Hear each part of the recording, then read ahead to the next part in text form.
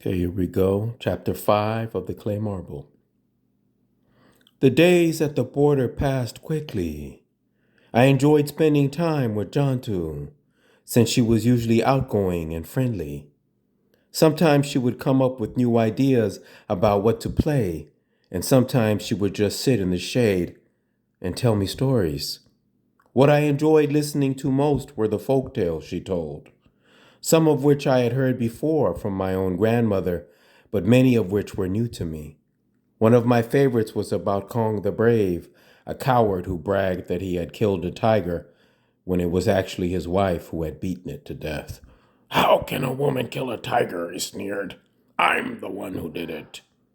When the king heard about it, Kong was commanded to lead the Cambodian army into battle on a huge elephant. In his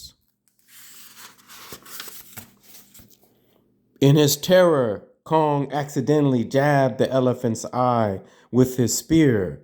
Howling in rage and pain, the elephant charged into the enemy ranks, scattering them, and Kong the Brave became a true hero. Jontu would pace back and forth excitedly as she told the story, her eyes sparkling as she acted out the part of the tiger. Then Kong, then the elephant, all the while bouncing her baby brother on her hip. Visualize? I would listen to her spellbound amid a small audience of other children. Imagine. Sometimes Jontu also used folk tales to explain things to me. Not all children grow up with one war being fought after another, she said. In other places, and even in Cambodia during peacetime, children grew up without seeing a single soldier. Then why are there all these different armies fighting each other now? I asked. Even on the border, there were separate military base camps made up of Khmer Rouge soldiers, Khmer Sarai soldiers, and Khmer People's National Liberation soldiers, not to mention the Vietnamese soldiers to the east and the Thai soldiers to the west, all fighting one another. None of it made any sense to me. "Don't you know the story about the family of deaf men?" Jontu answered, a mischievous gleam in her eye. "4 deaf brothers," she said, "were living together quite happily until a crocodile wandered into their house. The oldest deaf brother shouted out a warning, pointing to the crocodile. The second deaf brother, seeing his elder brother with the crocodile, thought they were going to attack him and grab a stick to defend himself. The third deaf brother thought the other two were planning to kill him, snatched up a knife and brandished it around. When the fourth deaf brother saw his brothers waving their weapons at the crocodile, he threw a rock at it. The rock bounced off the crocodile's hide and hit one of the brothers. Within seconds, all 4 deaf brothers were screaming and fighting each other as the crocodile slipped out the door. You see," Jontu concluded with a shrug, "the leaders of Cambodia are just like those 4 deaf brothers, fighting among themselves because they cannot hear one another." As much as I loved listening to the story she told, what fascinated me even more were the things she made. It amazed me the way she shaped things out of nothing. A knobby branch in her deft hands would be whittled into a whirling top. She would weave strips of a banana leaf into a plump goldfish or angular frogs. A torn plastic bag and a scrap from some newspaper would be cut and fashioned into a graceful kite with a long tail. A couple of old tin cans and a stick would be transformed into a toy truck. Whenever Jontu started making something, she would withdraw into her own private world and ignore everything around her, leaving me to mind her baby brother. She would hunch over her project, her fierce scowl keeping at bay anybody who might come too close or become too noisy. But if I was quiet and kept my distance, she didn't seem to mind my watching her. And so I would stand a little to one side, holding the baby on my hip as John 2's quick fingers shaped, twisted, smoothed, rolled whatever material she happened to be working with into new toys.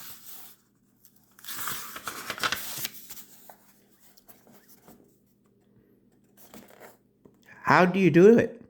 I asked her one day after she had casually woven me a delicate bracelet of wild vines. Well, you take 5 vines of about the same length, elephant creeper vines like this work well, and you start braiding them, see, like this.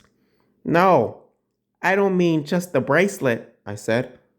I mean the goldfish too, and the kites and toy trucks and. But they're all different, John 2 said. You make them different ways. But how do you know what to make? Is there some kind of magic in your hands, maybe?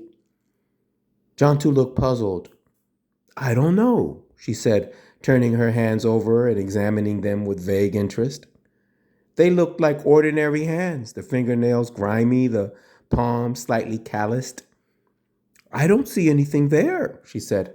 Nothing that looks like magic. She shrugged and dismissed the subject. Yet the more I watched her, the more convinced I became that John 2's hands were gifted with some special powers, some magic. How else could anyone explain how she made that wonderful mobile of 2 delicate dolls husking rice? Even from the start, I knew it was going to be something special. For 3 days, John 2 had kept me busy scrounging up a collection of old cloth and string. Then, as I sat cross-legged watching her, she fashioned 2 straw dolls and sarongs and straw hats and, with dabs of sticky rice, glued their feet onto a smooth branch. Carefully, she tied strings connecting the doll's wrists and waist, so that when one doll bent down, the other one straightened up. Each doll held a long, thin club, with which, in turn, one would pound at a tiny mortar as the other doll lifted up its club in readiness. John 2 held up the mobile and showed me how a mere breath of wind would set the 2 dolls in motion. Visualize. Pound and lift, up and down. The 2 dolls took turns, crushing the rice with exactly the same jerky rhythm that real village women pounded it to get the brown husks off. There were even some real grains in the miniature mortar set between the 2 dolls. It was the cleverest thing I had ever seen. Children crowded around John 2, pressing in from all sides to watch her work it. Let me hold it, I begged, standing next to John 2. I helped you find the stuff for the dolls. John 2 nodded. Breathlessly, I held it carefully and blew on it. It worked. One of the dolls bent down and pounded the mortar with its club. The other doll straightened up and waited its turn. I was still engrossed with it when someone shouted a warning. Watch out! Chanae's coming. Even in my short stay at the camp, I heard of Chanae. He liked to break things, and he was a bully. An orphan, Chanae had made his way to the border alone. Too young to be recruited into the resistance army, Chanae roamed the fields by himself, scrounging for food and sleeping wherever he liked. Chanae sauntered up and shoved his way through to us. What you got there? He demanded. Nothing, I said, trying to hide the toy behind me. Laughing, ha ha, Chanae snatched it away from me. One of the dolls was whipped loose and dropped to the ground. As I bent over to retrieve it, Chanae pushed me aside. Leave it, he said. That's for kids. Look what I have. He thrust his arm out. It was crawling with big red ants.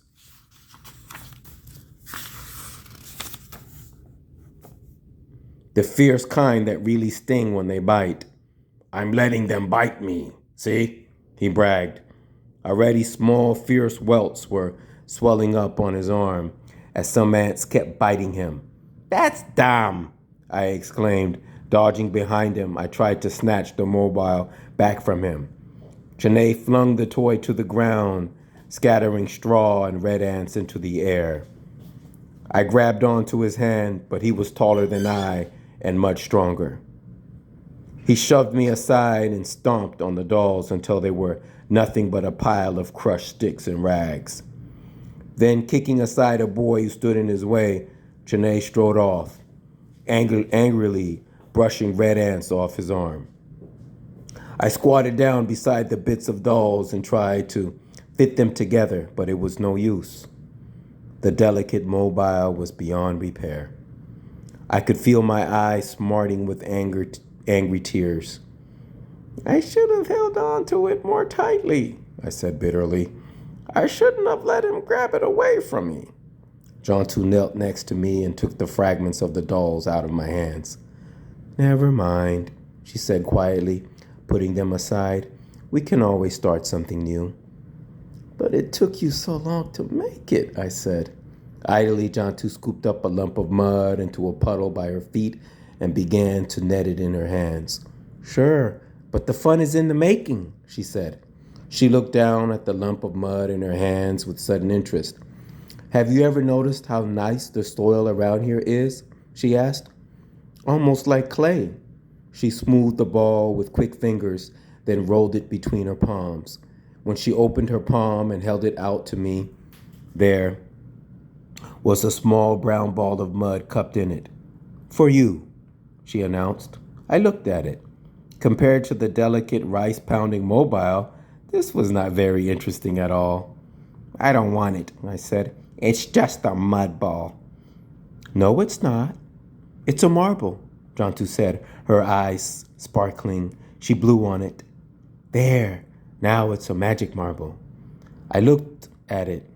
I took it and held it. Round and cool, it had a nice solid feel to it. I glanced at Jontu. She was smiling. Slowly, I smiled back at her. Maybe, I thought, maybe she did put some magic in the marble. After all, why else would I feel better just holding it?